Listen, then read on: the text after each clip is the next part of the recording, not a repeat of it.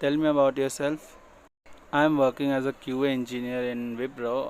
Around in the automation, I have the experience in Java and Selenium, along with the TestNG framework. So basically, I also gain the knowledge on Cucumber and REST API, like with the help of REST Assured, and also the bit of knowledge in the Jenkins part as well, like how we can deploy or schedule our job. So this is the basic knowledge I have gained till now.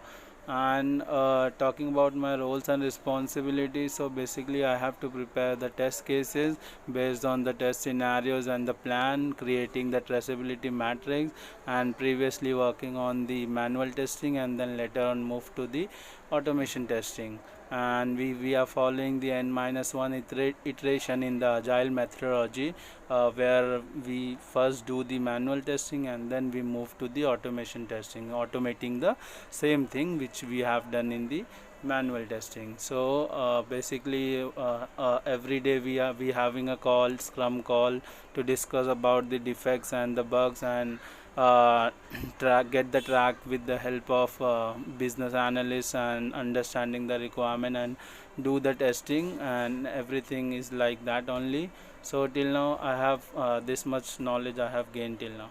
Can you explain what is exploratory testing? What is the need of exploratory testing? Yes, so basically the exploratory testing is kind of a testing where we don't have any kind of documentation. This is the generally the scenario which we come across in, where like agile methodology is following, like the documentation maintenance is very less as compared to the waterfall model and the other models.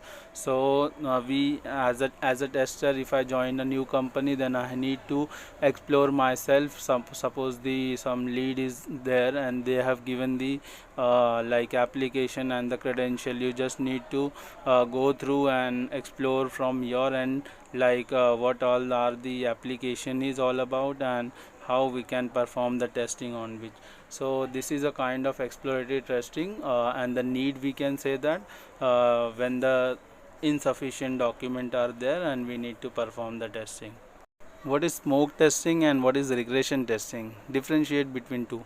So basically smoke testing and the regression testing, we can differentiate is like smoke testing is done when suppose the developer is developed the application and the build is given to the tester. Okay, at the top level we try to just do the testing to just check like what all are the application is, and whether it is we are able to just randomly at the top level we are able to run or check whether it is working or not.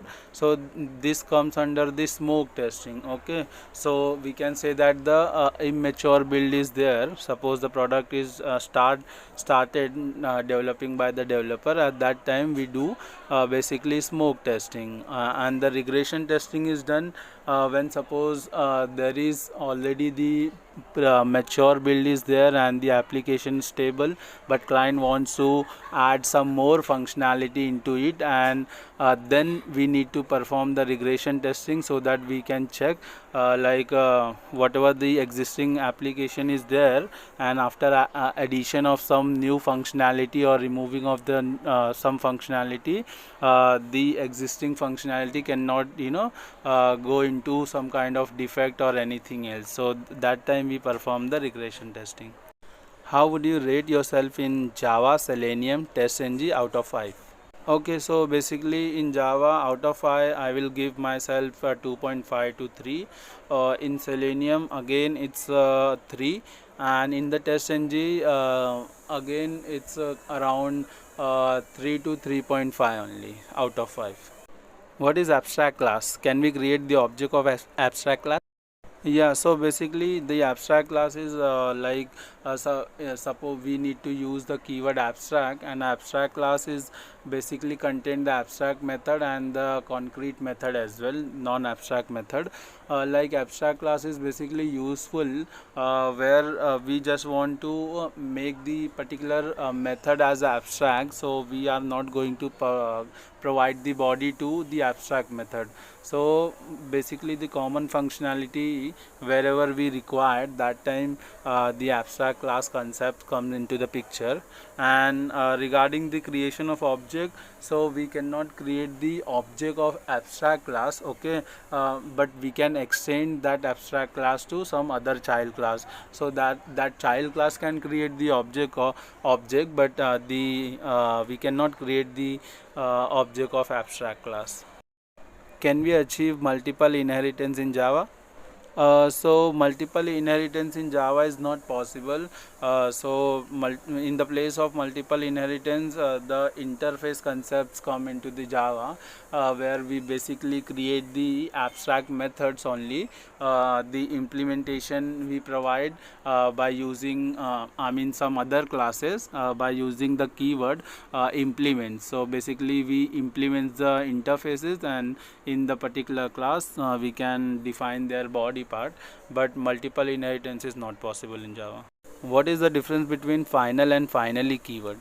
Okay, so final is basically, suppose we have to create the variable and make it as a constant, so that time we use the final. Okay, final keyword is there.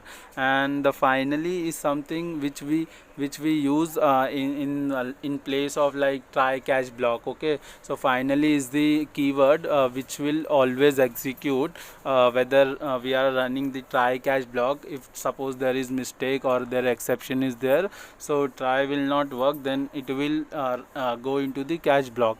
But the finally block, all time it will execute only, whatever the things we have written in the finally.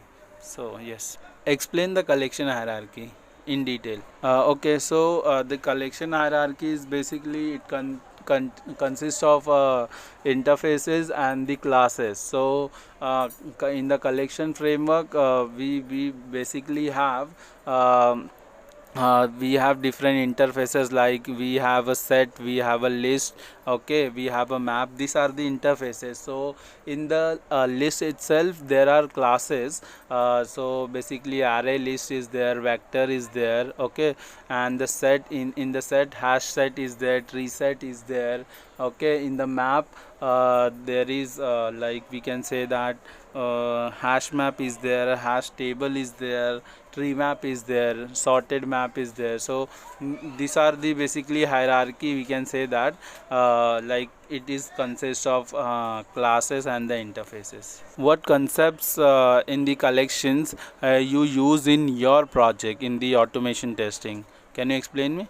Yeah, so basically the collections like I have used in my project is like I have used array list, and then I have used a set. So array list, suppose we have a multiple check boxes, okay, and we need to retrieve all the checkbox values. So that time we will do something like that, driver dot find elements. So when we do driver dot find elements, then it will return the list of values, okay. So list of values in terms of string or in terms of integer.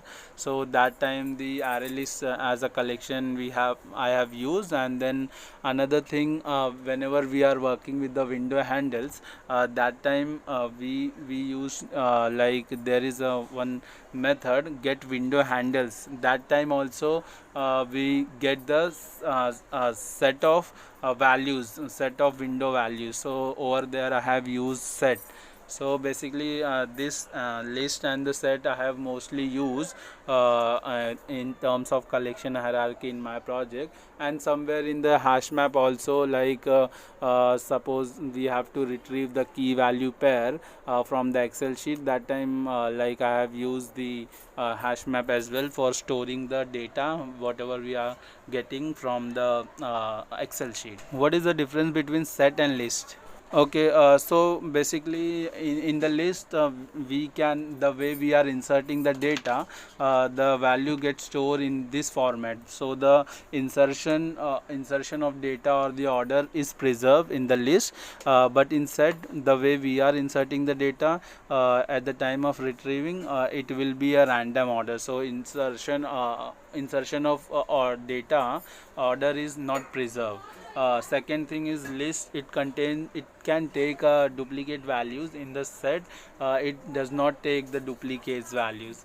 Okay, so this is the basic and the important differences we can say that the list and set have. So list is somewhere faster in terms of retrieval of data because it works based on the index values, and set is a little bit slower because it is not something, because it is getting values are getting we are getting in random order only. How will you switch to different windows? Can you explain me? Okay, so switching between the different windows, we can do one thing. First of all, we need to find the current instance of that particular window. So for that purpose, we have a method get window handle. So in with the help of this, we can get the string value of that particular instance of that particular window.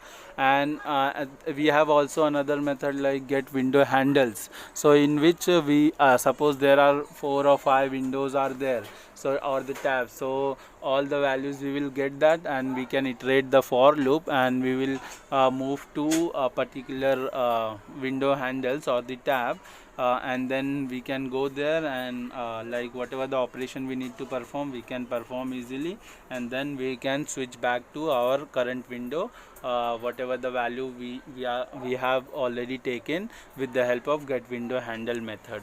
Okay, so in this way we can switch between the different windows. How we can write in a text box, okay, without using the send key method, because we use send key method, right, to write down anything in the text box. So without using send key method, how we can write in that particular element like username or in the password? Can you explain me? Okay, so basically without using the send key method, we can do one thing. We can use the help of JavaScript. So in the JavaScript, there is one interface. We can say that it's a JavaScript executor. So with the help of JavaScript executor, we can pass the whatever the value we need to pass into the a particular element, like it's a username or password. So like the syntax will be JavaScript executor JS equals to we need to cast the driver object we have created with the JavaScript executor, and then we have a one method execute script. So js.execute script, inside the bracket we need to write in double quotes, we need to write document dot find element by id, and by id in double quotes we need to pass the whatever the values of id dot value equals to, in a single quote, suppose the xyz value is we need to pass. Then in this way the exact syntax we can pass the value in the particular text box without using the send key method. Can you explain me the exception hierarchy in proper way? Okay, so the exception hierarchy is like that. We have a parent exception class is like throwable, and then based on the throwable, there's two thing are there, exception is there and error is there. So in the exception also we have two type of exception, one is the checked exception, one is the unchecked exception. And then in the checked exception, we have multiple things, like the exception we are getting at the compile time, and the unchecked exception which are we are getting at the runtime. So in this way the whole hierarchy is there. And checked exception example is like file not found exception, SQL exception are there. And in unchecked exception, arithmetic exception, number format exception, array index out of bound exception are there. So in this way the whole hierarchy is there. Okay, so can we have a multiple catches after a single try? Yes, we can, or we can like write like that, like we have one try and multiple catches, but it should be a meaningful. Suppose I'm writing a try block and then I'm writing the catch block, okay, and in the catch block if I am writing or handling the exception like exception e in the bracket, and again I am writing one more catch block and writing in the bracket like arithmetic exception and e, okay, the object of it. So this is pointless, because whatever the exception we are trying to capture in the first catch block only, because we are writing exception e, right? So suppose in other words, if I'm saying like we have a try block and we have a multiple catch block, but in the first catch block there is arithmetic exception, and the second catch block there is an exception e, then this, the order of this exception is right, so we can have multiple catch. But suppose we are using more than one catch, and in the first catch only we are trying to handle all the exception, then it will be a pointless. So in this way, like, it is working. So while writing the automation script, what different kind of exception you face in your time? Okay, so basically, while writing the script, I have faced multiple exception, like while not no such element exception, stale element exception, and then we have a illegal state exception. So this kind of exception I have faced. Can you explain me when you get the stale element exception, if you ever come across this situation? Yeah, so stale element exception we will get, suppose there is we are locating some element based on some locator value, okay, but in future what happened, like the whatever the XPath or the ID we have written, that particular value got that particular we can say that the path or XPath is got deleted from the document object model. So that time like whenever we are try to execute or run our script, that time it will throw us the stale element exception, because that particular the element we are trying to locate or get that value, that particular value is already deleted or detached from the document object model. What are the different kinds of locator you have used in Selenium? Okay, so we have around 7 to 8 locators present in the Selenium. It is like by ID, then we have by name, by class name, then we have a CSS selector, XPath is there, and then we have a, we need to, suppose we have to work with the link, so we have a partial link, and then we have what we can say that the tag name is also there. So these are the locators present in the Selenium. What is the difference between the find element and find elements? Okay, so a find element is basically, it will suppose we are trying to find some particular web element, like it's a username or a password or anything, a single value, that time find element we are using. And find elements is, suppose we need a list of element, web element, that time we use find elements. And suppose at the time of finding the particular element, and suppose the value is not present, or something missing, or the like we are getting the error, so that time find element will throw the exception like no such element exception, while find elements which will return us the empty list. Okay, that's the difference between two. What is the difference between the implicit wait and explicit wait? Okay, so the implicit wait and the explicit wait are the part of a wait, and in the implicit wait we are basically using sometime when we do or write our automation script, that time what happened, we try to locate particular element, but before that it will throw the error or throw the exception. So that time we suppose we have to manage some timeout or some kind of time to load that particular web page, and then perform some locating purpose thing, then we use implicit wait. Okay, and the explicit wait is something which is the same only with the help of like implicit wait only, but there is one difference, like it works on the condition. So based on some condition only the explicit wait works. Can you explain me how we can set the priority of any test in the TestNG? Yeah, so setting the priority in TestNG, it is basically we are writing the test. So we are using the at test annotation. So inside that bracket only we need to define priority equals to 1 or equals to 2. So suppose I have 10 test cases, okay, 10 different test methods, and I need to perform or set the priority of all the 10 tests. So basically I will use priority equals to value equals to 1, and then 2 3 based on my requirement. Consider we have two annotation: add before class, add before method, which will execute first in testng. Okay, can you please tell me? Okay, at before class and at before method. So the execution is like only it will first execute before class, and then it will execute before method. Like the entire, if you ask me, execution in the testng, then it is like at before suits, and then we have before test, then we have before class, and then we have lastly before method. So the execution is first before class and then before method execution will be done. How to run the same script for different tests, like I need to categorize into smoke testing and the regression testing. Can you tell me in the testng how we can do that? Okay, so suppose we need to categorize our test, so we can do one thing.